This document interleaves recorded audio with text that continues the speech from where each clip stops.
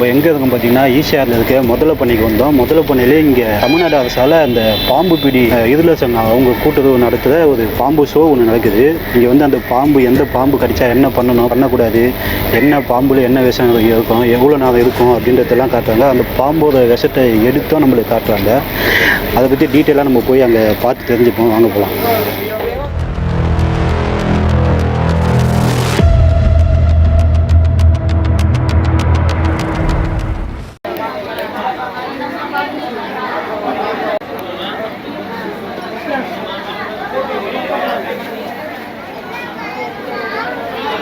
எல்லாருக்கும் தமிழ் தெரியல சார், நம்மளே சொல்கிறேன், எல்லா விஷயத்தையும் புரிஞ்சுக்கலாம்.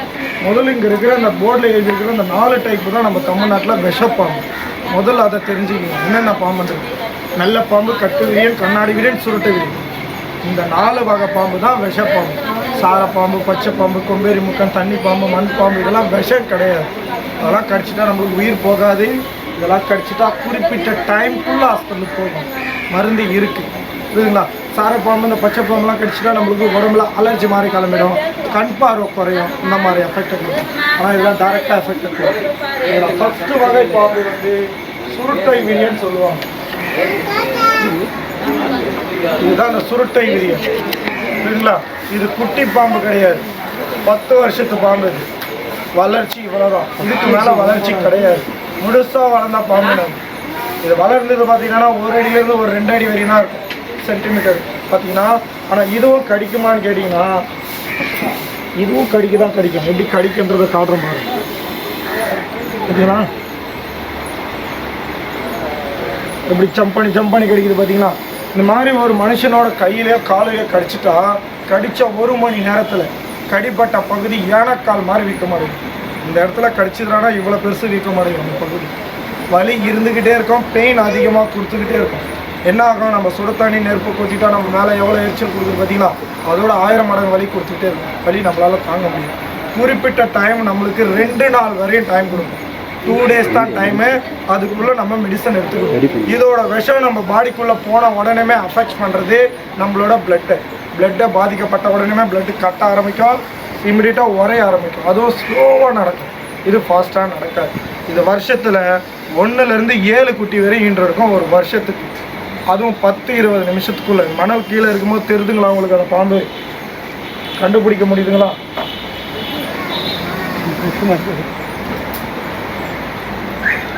ரொம்ப சிரமமாக இருக்குல்ல கண்டுபிடிக்காத. எங்கே போகிறதா இருந்தாலும் தயவு செஞ்சு செப்பலுக்கு பதில் ஷூ போட்டுட்டு போக ட்ரை பண்ணுங்க. ஏன்னா ஷூவில் அதோட பல்லு இறங்காது.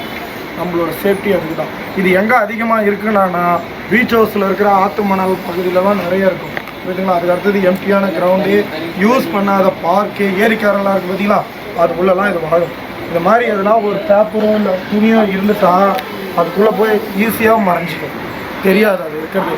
நம்ம கையை காலை பக்கத்தில் எடுத்துகிட்டு போய் அதை வைக்கும் போது நம்மளோட உஷ்ணத்தை உணரணும், ஹீட்னஸ். அப்போ தான் ஜம்ப் பண்ணி கிடைக்கும்.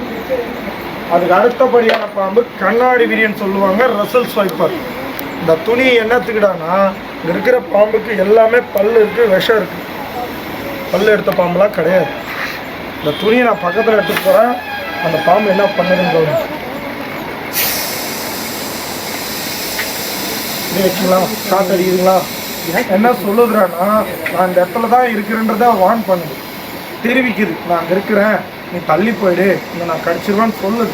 அதை தெரியாமல் கையை காலை பக்கத்தில் எடுத்துகிட்டு போய் நின்றுட்டு இருந்தேன்னா ஒரு கோடு கிழிச்சிருக்காங்க பார்த்தீங்கன்னா, அது வரையும் ஜம்ப் பண்ணி கடிக்கும். 2 அடி வரையும் ஜம்ப் பண்ண கடிக்கிற பொசிஷனில் ரெடியாக இருக்குது. இந்த பாம்பு கடிச்சிட்டா மட்டும்தான் நம்மளோட பிளட்டு சீக்கிரமாக உரைய ஆரம்பிக்கும், ஃப்ளாட்டாக மாறும். அதுவும் எப்படி பார்த்தீங்கன்னா ஒரு 2 செகண்ட் 3 செகண்டில் கடற்கடன்னு உறைஞ்சிக்கிட்டே வரும். கடிப்பட்ட பகுதியை கட் பண்ணி எடுக்கிற லெவலுக்கு எடுத்துகிட்டு வரும். 3 மணி நேரத்துக்குள்ளே போகலைன்னா கம்ப்ளீட்டாக அந்த பகுதியை கட் பண்ணி எடுத்துருவாங்க, யூஸ் ஆகாது. இதோட விஷத்தன்மை நம்மளோட பிளட்டை சீக்கிரமாக அழிச்சிக்கிட்டே வரும். கிட்னி ஃபெயிலியர் ஆகும். இந்த மாதிரி பாதிப்புலாம் கொடுத்துக்கிட்டே இருக்கும். கண்ணாடி விரியன் கடிச்சிட்டோம். இதோட பல்லு பார்த்தீங்கன்னா 1 இன்ச்சஸ் பெருசாக இருக்கும். நம்ம எலும்பு வரையும் அந்த விஷத்தை ஃப்ரெட் பண்ணும். அழுத்தி கடிச்சிதுனா எலும்பு வரையும் அந்த விஷம் ஃப்ரெட் ஆகும். எலும்பே பாதிக்கப்படக்கூடிய அளவுக்கு பல்லு இந்த கண்ணாடி வீரன் கிட்ட இருக்கு. இது வருஷத்தில் ஒரு 7 குட்டி போடணும்னு சொன்ன பார்த்தீங்களா, 80 குட்டி வரையும் போடும் ஒரு வருஷத்துக்கு. இது வந்து நீங்களும் உள்ள நேரத்தில் எல்லா குட்டியும் போடும். எல்லா குட்டியும் வயிற்றுல விஷப்பல்லு விஷப்பையோட ரெடியாகி போயிடும். அந்த குட்டி கடிச்சாலும் விஷம். 3 மணி நேரம் டைம் கொடுக்கும். 3 மணி நேரத்துக்குள்ளே அவரை காப்பாற்ற இட்டுட்டு போகலடான்னா வேர்வை தண்ணி உடம்புல இருந்து பார்த்துருப்பீங்க. அது மாதிரி பிளட்டு வரல வரும். இப்படிதான் கண், காது, வாக்கு, எல்லா வழியிலிருந்துமே வெளில வரும். வாமிட் பண்ணாலும் பிளட்டாக தான் வரும். 2.5 மணி நேரத்துக்குள்ளே நடக்காது. புரியுதுங்களா? இதை கண்ணாடி விரின்னு சொல்லுவாங்க. அதுக்கு அடுத்தபடியான பாம்பு தான் கட்டு விரி. அது என்னது? கட்டு விரி நீங்கள் பார்க்கணுன்னா இப்படி பார்க்கலாம். இந்த டிராயிங்கில் வரைஞ்சிருக்காங்க பார்த்தீங்கன்னா, இருக்கிறதுலே மோசமான கில்லர் இவன் தான். நம்ம தமிழ்நாட்டில் நம்பர் 1 இடத்துல இருக்கோம். புரியுதுங்களா? இந்த கண்ணாடி விரிய நல்ல பாம்போட 10 மடங்கு விஷத்தன்மை அதிகம். அப்போ டைமிங் எவ்வளோ இருக்குன்னு பார்த்தீங்கன்னா 1 மணி நேரம் தான் டைம். 1 மணி நேரத்துக்குள்ளே ஹாஸ்பிட்டலுக்கு கூட்டிகிட்டு போவோம். இல்லைடான்னா 45 நிமிஷத்துக்குள்ளே நம்மளோட பாடியை பேரலைஸ் பண்ணிடும். முடக்கவாதம் வந்த மாதிரி கை காலை சேலை இருக்க வச்சு. ஆனால் இது பகலில் வெளியில் வராது, நைட்டில் மட்டும்தான் வெளியில் வரும். சரிங்களா? ஒரு டார்ச் லைட்டோ இல்லை நம்ம ஃப்ளாஷ் லைட்டோ மேலே அடிச்சுட்டான்னா நம்ம மேலேயே அந்த வெளிச்சம் போடும். அந்த அளவுக்கு ஷைனிங்காக இருக்கும். இது கடிக்கும் போது தந்திரமான ஒரு வேலையை செய்யும். கடித்த உடனே கடிப்பட்ட பகுதியை ரோல் பண்ணி அந்த விஷத்தை அழுத்திக்கிட்டே இருக்கும். விஷம் இறங்கிக்கிட்டே இருக்கும். பாடி ஸ்டாப் ஆகாது. நம்ம இம்மிடியாக கை பிடிச்சி எடுத்தால் தான் ஸ்டாப் ஆகும். அதனால தான் இந்த மேட்டை போட்டு மூடி வைக்கிற காரணம். பக்கத்தில் பார்க்க முடியாதுன்றதுனால மூடி வச்சுருக்கோம். அதுக்கு அடுத்தபடியான பாம்பு தான் நல்ல பாம்பு. அது என்னன்றது பார்த்தீங்களா, நல்ல பாம்பு மீது தான், சாமி பாம்பு மீது தான், கெட்ட பாம்பு மீது தான். எல்லா பாம்புமே இது தான். ஆனால் டேரக்டர் சார் வச்சுக்கிற பாம்பு இது கிடையாது. நான் வச்சுக்கிற பாம்பு டேரக்டர் வச்சுருக்க மாட்டேன். ஏன்னா அது அட்டை பாம்பு வச்சுருக்கேன். டேரக்டர் நாடகத்துலலாம் காட்டுறாங்க பார்த்தீங்களா, அதெல்லாம் வந்து நெஜ பாம்பு கிடையாது, பொம்மை. இன்னொரு விஷயம் என்னன்னா, ஃபுல் கோவமும் ஏன் மேலே தான். இப்போ அவர் மேலே புரியுதுங்களா? நீ என் கிட்ட வந்தால் நான் உனக்கு கடிச்சிருவேன்னு வெயிட் பண்ணிட்டு இருக்கேன். இதுவே நீங்கள் படத்தில் பார்த்தீங்கன்னா பறந்து வந்து கடிக்கும், ஆஞ்சி வந்து கடிக்கும். இன்னொன்று பழி வாங்கன்னு சொல்லுவாங்கல்ல, ஞாபகம் வச்சுக்கிட்டு. அது யார் செய்வான்னு கேட்டிங்கன்னா நம்ம மக்களை நல்லா செய்யும். பாம்பு தான் செய்யாது.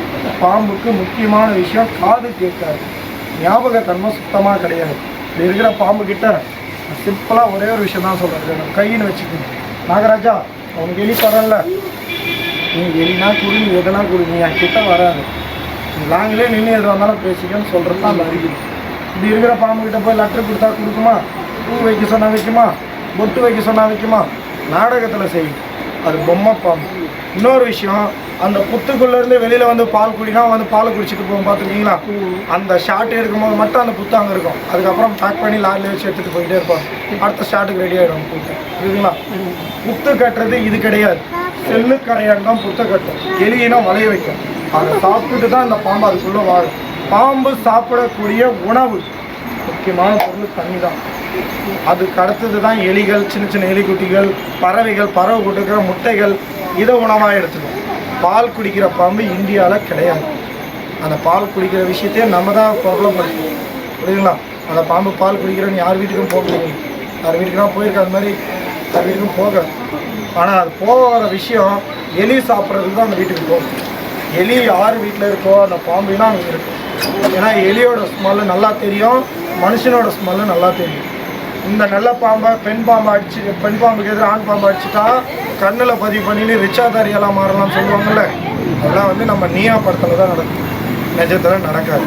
இதுனா அதெல்லாம் உண்மை கிடையாது, அதெல்லாம் பொய்யான தகவல். பாம்புலேயே நல்ல பாம்புலேயே ஆண் பாம்பு இருக்குது, பெண் பாம்பு இருக்குது. இதுக்கு ஜோடி சார பாம்புன்னு சொல்லுவாங்க கிராமத்தில். பெண் பாம்பு காட்டுறாங்க.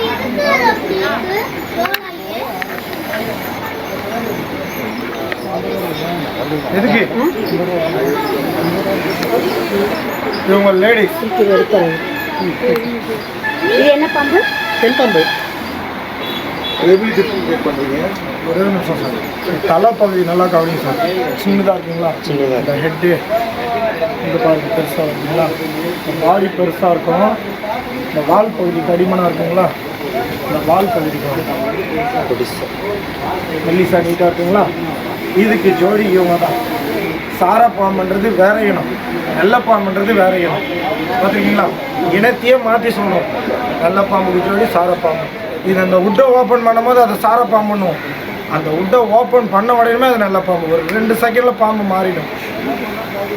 நாக்குக்கு நரம்பு இல்லை, அதாவது எலும்பு இல்லைன்னு சொல்லுவாங்க, கேள்விப்பட்டிருக்கீங்களா?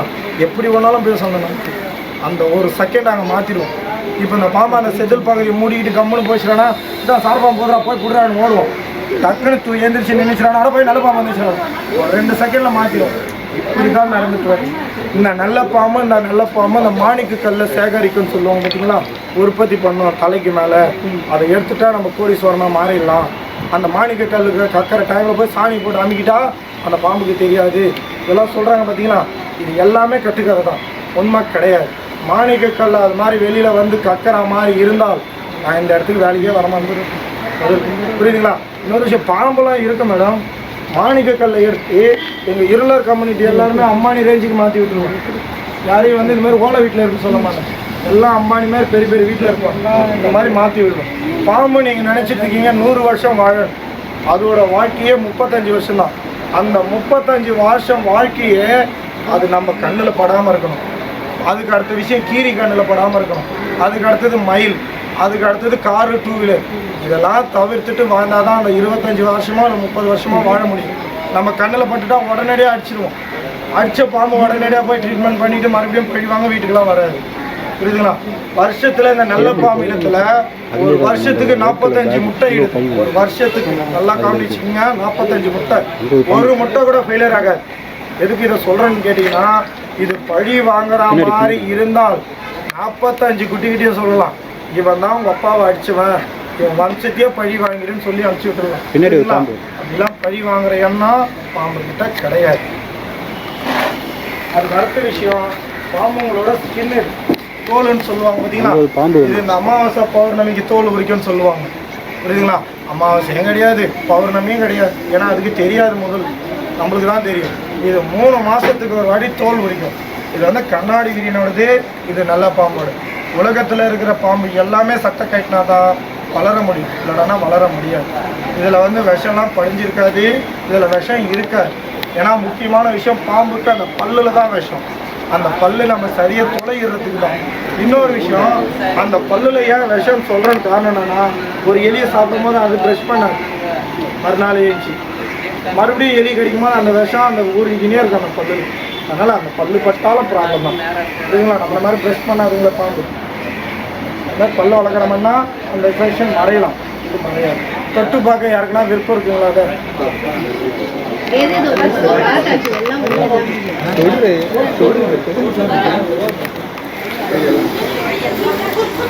கை அலம்பு தாகல. இங்கே பர்மிஷன் வந்து வாரத்தில் ஒரு முறை தான் விஷம் எடுக்க பர்மிஷன். அது மாதிரி வாரத்தில் ஒரு டைம் விஷம் எடுத்துக்கும் போது 4 வாரம் முடிஞ்சிச்சுன்னா அது எதுவுமே காட்டில் விட்டுருவாங்க. இங்கே வச்சு இனப்பெருக்கம் பண்ணுறது, குட்டி போடுறது, முட்டை போடுறதுலாம் அங்கே கிடையாது. இது ஸ்னேக் பிடிக்கிற மெத்தட். இதை நம்ம வீட்டிலலாம் ட்ரை பண்ணக்கூடாது, இந்த கண்ணால் மட்டும் பார்த்துக்கணும். சரிங்களா? இப்போ இந்த பாம்பை பிடிச்சிட்டாங்க. இப்போ இந்த பாம்பு பிடிக்கிறதுக்கு முன்னாடி அந்த பாம்புக்கு மாஸ்க் பண்ணுறாங்க, நம்ம நகை வெட்டுற மாதிரி. இது மாதிரி பண்ணால் தான் எங்களுக்கு அந்த பாம்புலேருந்து விஷம் எடுத்துமான்றது தெரியும். இப்போ கவுண்ட் பண்ணுறதுக்கு அந்த ஸ்கேலை கவுண்ட் பண்ணுறாங்க.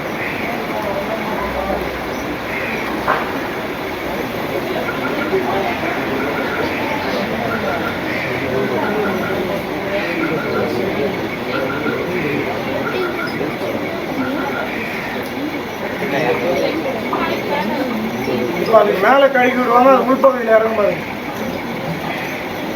குறைஞ்சபட்சம் ஒரு 3-4 ட்ராப் போகும்.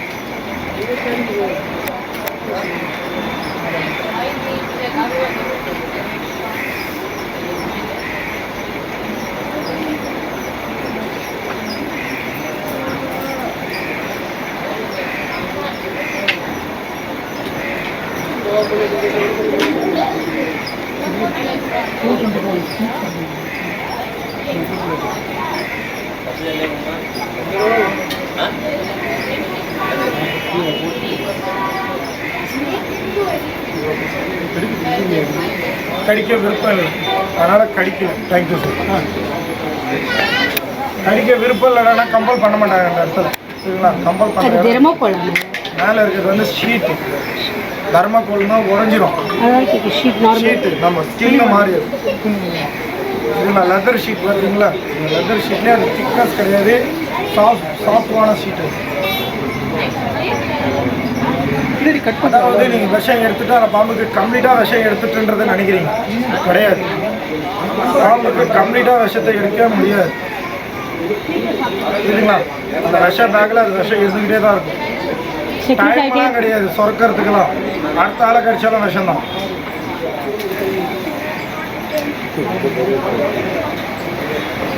இறங்குறதுல